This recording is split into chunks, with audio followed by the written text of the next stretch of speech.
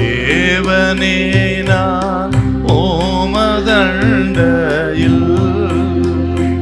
இன்னும் நெருங்கி சேர்வதே என் ஆவல் பூமியில்.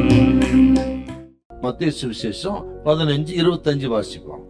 அவள் வந்து, ஆண்டவரே எனக்கு உதவி செய்யும் என்று அவரை பணிந்து கொண்டாள். ஆண்டவரே எனக்கு உதவி செய்யும் என்று அவள் பணிந்து கொண்டாள். விசுவாசம் அமைதியாய் இராது.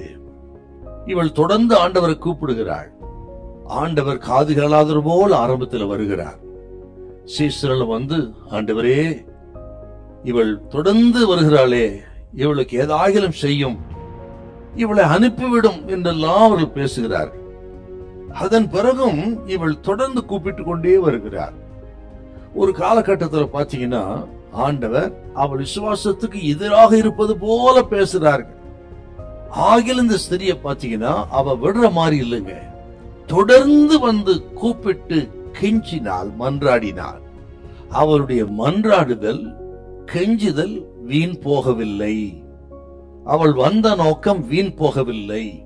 ஆண்டவர் அற்புதத்தை செய்தார் என்றால் அவள் விசுவாசம் இத்தனை தடைகள் என்பதை கூட பார்க்காமல் அவள் திரும்பி போயில்ல பாருங்க. அவள் ஒரு ஸ்திரியாயிருந்தாள்.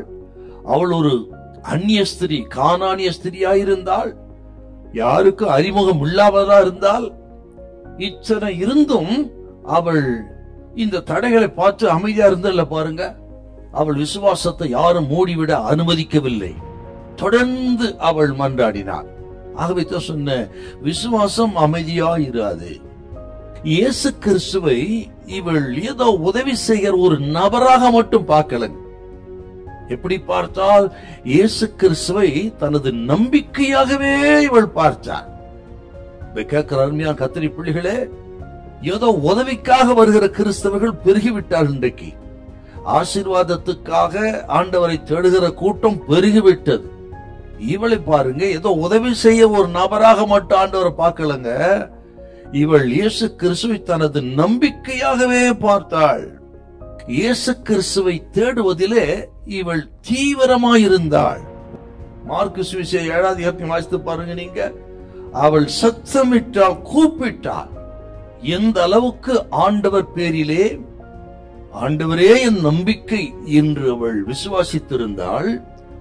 இவள் விசுவாசம் அமைதியா இராமல் தொடர்ந்து கூப்பிட்டு இருப்பாங்க.